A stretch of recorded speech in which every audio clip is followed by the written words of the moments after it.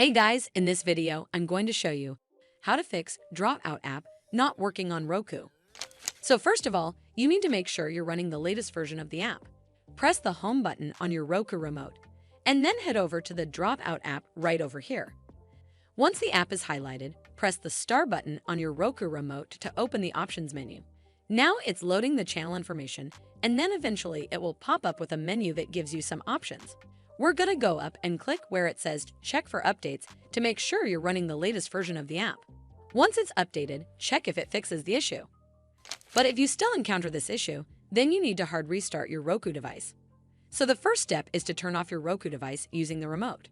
Then unplug the power cable from the power outlet. Wait for 3 to 5 minutes, and then plug the power cable back in and turn it back on.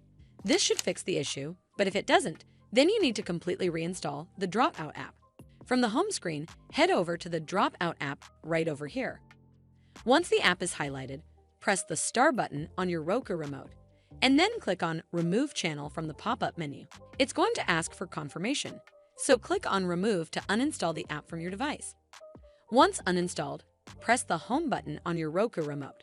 From here, we're just going to use our remote and scroll down until we get to where it says Streaming Channels, and then click OK on your remote.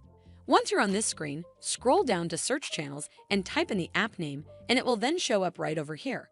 Scroll over to the right, and then click OK on your remote.